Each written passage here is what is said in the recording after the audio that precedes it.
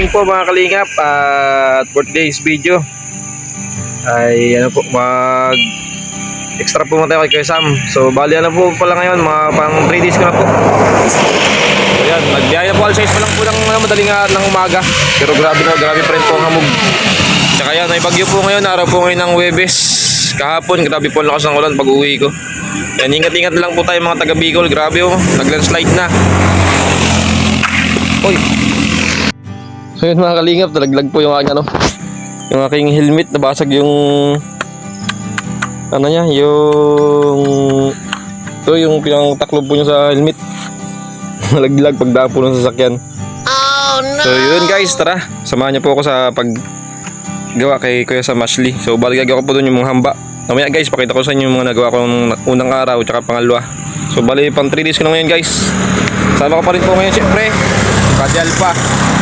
So yun, sana makarating po tayo ng ligtas sa buong maghapon po. Yun lang po. Pak na.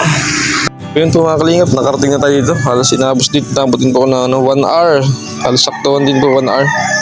Ating biyahe ngayon.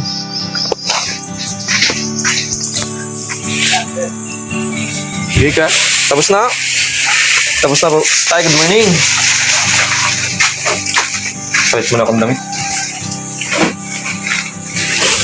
So yun guys, nakapagpalit tayo ng ating attire para sa trabaho. So hindi naman kailangan napakaganda ng ating ng aking pagtrabaho kasi mag-construction lang tayo, hindi ko kailangan formal. Pero mas maganda pa rin po sana ako naka-long sleeve. Kasi may din po kaya siya po ito ngayon. Dati po itong long sleeve, pinutol ko lang po ito nung ako lang sira siya. Yun po yung ginawa kong pantali sa pagputput. Tindahan na Rosa po.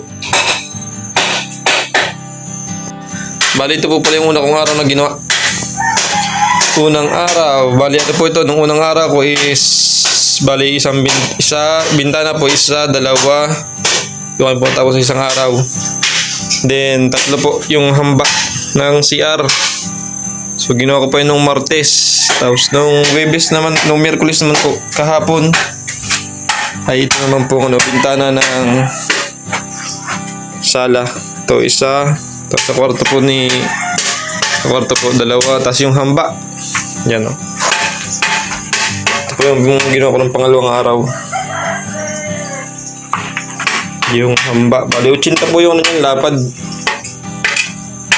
Yung lapad po pala ito is 81.4, tapos yung pinakang pinto is 80 cm.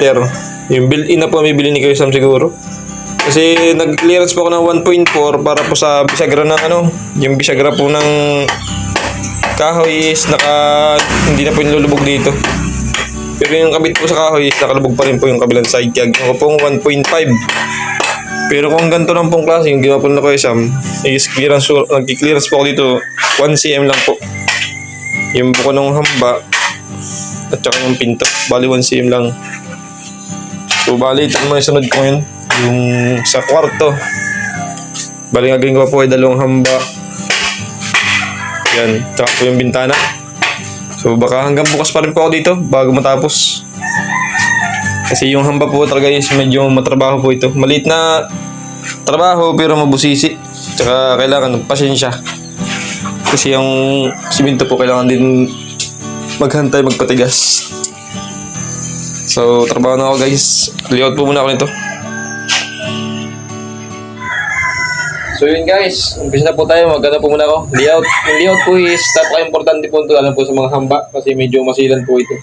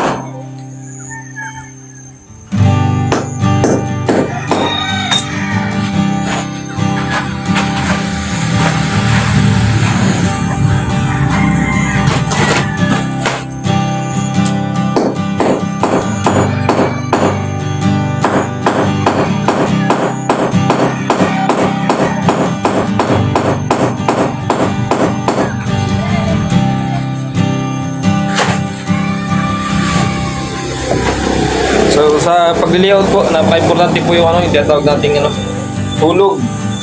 Or yung sa English is plumb bulb.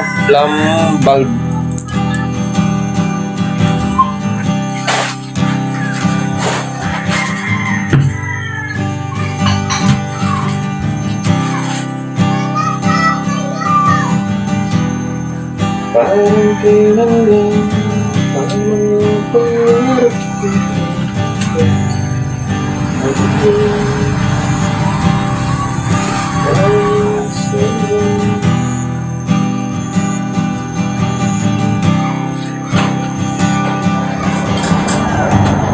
Diba po siyempre guys yung tansi.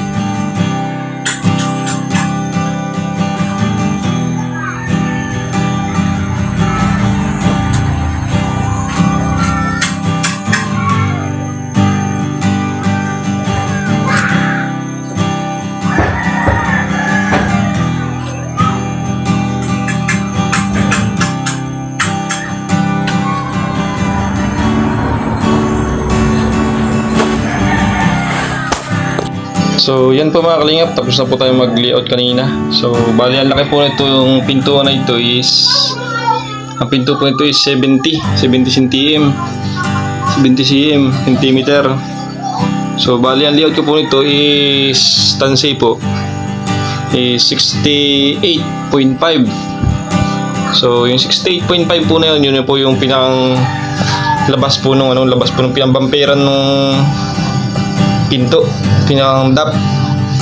So, yung loob at labas, pinares ko lang din po. Yan pong 68.5 po yung lapad niyan. Kaya ko po ginawa 68.5 yan kasi magbabawas po tayo mamaya ng dap.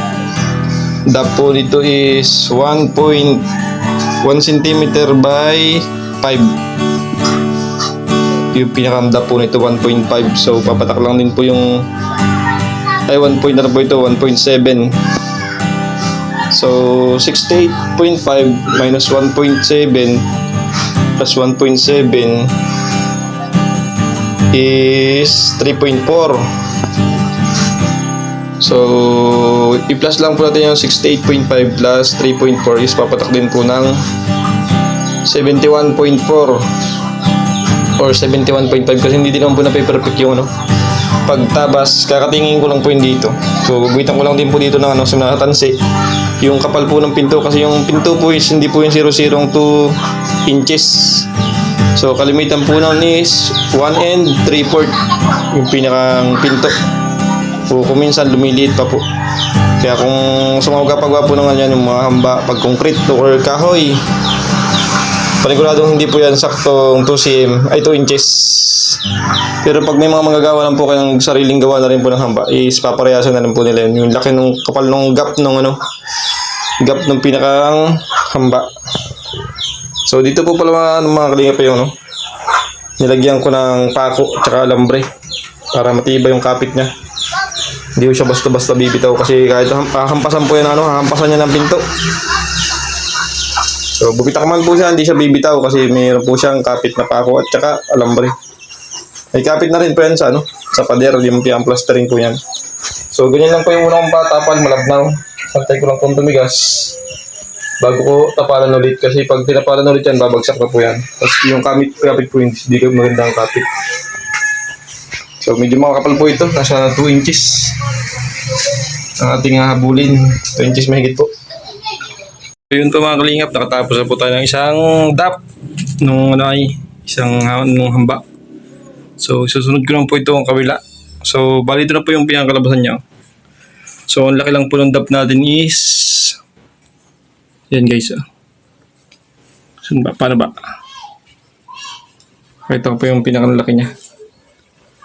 Yan, 1.5 lang po. So dito po ba galing yung tansi? Na ko na po yan. Susukat ko na. Yan, 1.5. Then 1.5 din. Ganoon din po yan, patanga sa baba. So bali, ito lang po yung tansing guide na ito. Is kapantay lang din po sa kabila. Para mas madali. Kaysa po magtansi pa ako dito. So dito po is mahirap na rin hanapan. Kasi kadalasan po hard block po yung gitna nito pag magpapaumpisa pa lang ng palitada. Kaya mas maganda kung tapatan na po siyang diretso para mas mabilis. Ganun po yung discard ko pag paghamba. So yun, sunod ko na po ito guys. So ito malambot-lambot pa lang po. So mamaya pagkakating mapakita ko po sa inyo. So, mga kalinga, patapos na itong isang hamba. Then, syempre yung isa pa pong hamba sa may exit ay header na lang. Tatapusin ko po. Tatapalan ko na rin, papatigasin natin konti. So, natabas ko na rin po ito guys. Nakatabas ko lang po yan. So, dikit na po yan sa pader kasi ito lang po yung babanggal lang po ito ng pinto. Dito po ang kabit sa kabila. So, yan. Pakita ko yung kabuuhan. Simple lang po yan pero matipid na po yan. Mas matibay pa lifetime. Huwag lang po basta-basta mabasag. So, yan. Alas 3 na rin po mga kalingap. Ito yung paborito kong oras. Break time. Hindi na rin po pala si Kuya Sam.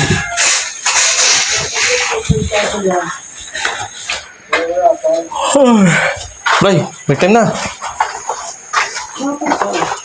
Hindi ko lang baliktad na yan. Sakto lang po yan. Lapot. Break time tayo. Sige. Ano? Ayan. Ayan. Shoutout po kay Kirby's Vlogs. God bless po. Salamat po sa support po sa kanya. So much po. Yun po, mga kalingap, nandito po si Papa Eds. Ayan, support po natin Pierre Mix Vlog sa kanyang YouTube channel. Yan. Thank you so much, bro. Thank you.